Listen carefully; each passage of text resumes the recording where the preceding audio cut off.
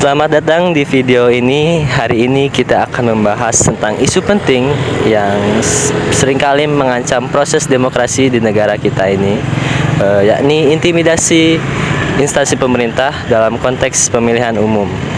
Khususnya kita akan membahas tentang bagaimana intimidasi ini muncul dalam Pilkada 2024 dan bagaimana dampaknya terhadap masyarakat serta calon-calon kepala daerah. Simak lebih lanjut. Tampak orang-orang yang menggunakan kaos tanda pajak Presiden terlihat melakukan intimidasi pada orang-orang yang menggunakan kaos berwarna bertuliskan tanda pagar bias kerja. Video ini viral dan menjadi perbincangan warga. Tampak video direkam saat acara Car Free Day Hari Bebas Kendaraan Bermotor berlangsung pada hari ini. Oke, pertama-tama kita akan membahas atau mendefinisikan apa itu intimidasi. Secara definisi, intimidasi adalah suatu tindakan yang bertujuan untuk menakut-nakuti seseorang atau memaksa seseorang agar tidak melakukan sesuatu. Dalam konteks pemilu, intimidasi bisa terjadi dalam berbagai bentuk, seperti ancaman terhadap calon kepala daerah atau ancaman fisik maupun verbal dan penawaran iming-iming yang bertujuan untuk seperti itulah. Perlu diketahui, intimidasi bukan hanya merugikan seseorang individu atau kelompok tertentu, tetapi intimidasi bisa juga merugikan sistem pemilu itu sendiri. Hukum tersebut kepada seluruh rakyat Indonesia tidak perlu ragu dan takut di dalam menghadapi berbagai intimidasi. Siapapun yang berniat curang dan tidak demokratis akan berhadapan dengan kekuatan rakyat. Saudara-saudara, seluruh rakyat Indonesia yang saya cintai dan banggakan, kita adalah bangsa besar, bangsa yang menjunjung tinggi kehormatan, martabat, dan harga diri. Saya mendengar begitu banyak laporan terhadap institusi negara yang tidak netral. Mereka memaksakan pasangan calon tertentu dengan berbagai intimidasi dan sekaligus iming-iming sembako gratis, bahkan uang. Itu semua adalah bagian dari money politics.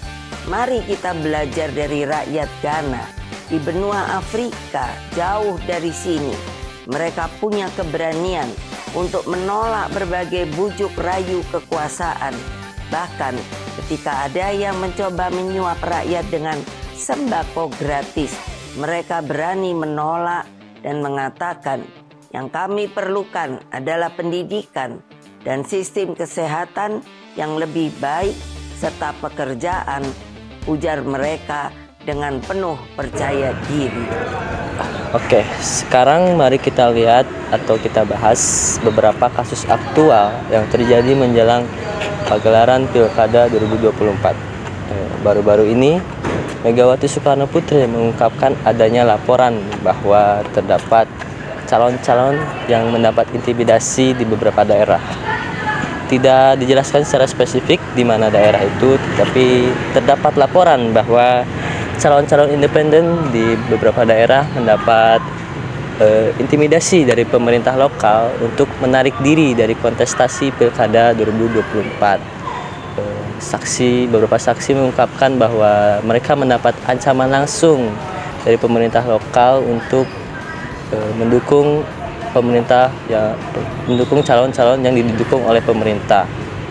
Dampak dari intimidasi ini sangat besar. Banyak calon merasa terpaksa untuk mundur. Beberapa pemilih juga merasa takut untuk memilih kandidat-kandidat atau calon-calon yang mereka inginkan karena tahu akan konsekuensinya. Sampai kepada intimidasi tenaga-tenaga sukuan. Mereka harus membuat surat pernyataan untuk memberikan dukungan kepada partai penguasa. Ini namanya intimidasi. Seorang penanggung jawab sampah, pengelola sampah harus diintimidasi.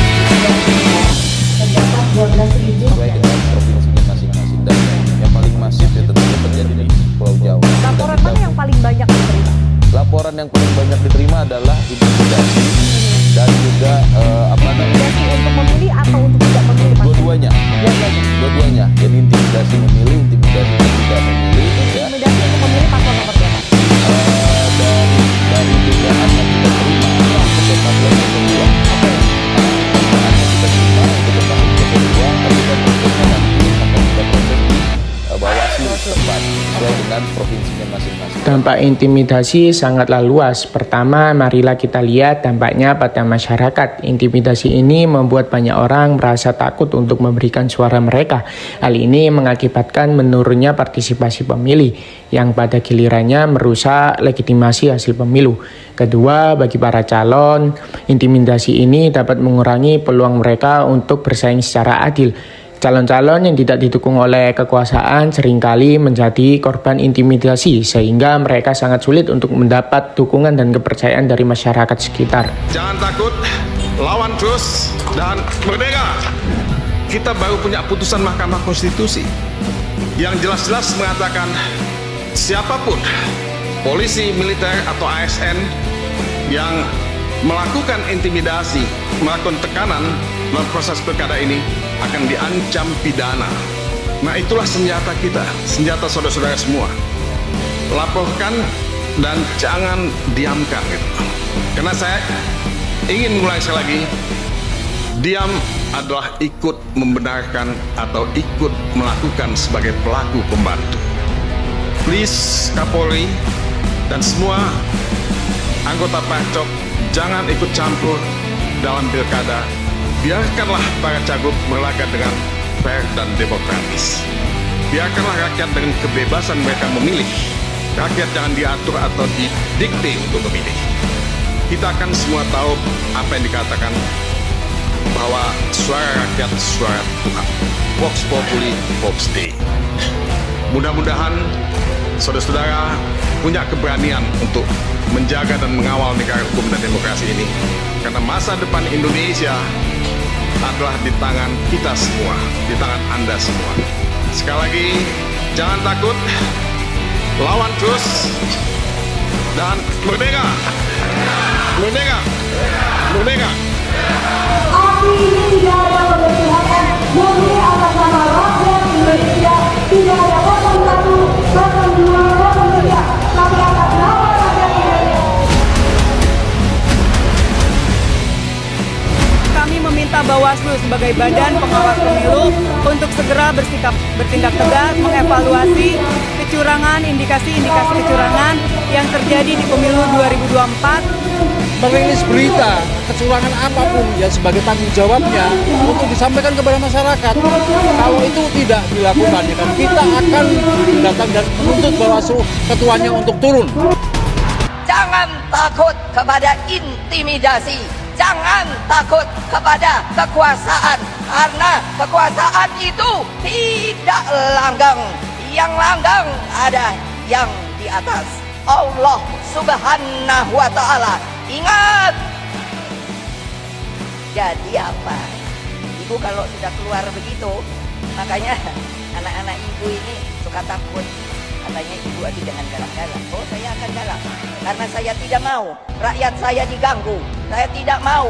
Karena Indonesia ini pengorbanan rakyatnya sangat besar. Setelah merdeka, mengapa ada orang-orang yang karena beringin kekuasaan tetap langgang, sehingga melakukan hal-hal yang sebenarnya tidak boleh. Solusi dan harapan aksi masyarakat menolak intimidasi dan kampanye kesadaran.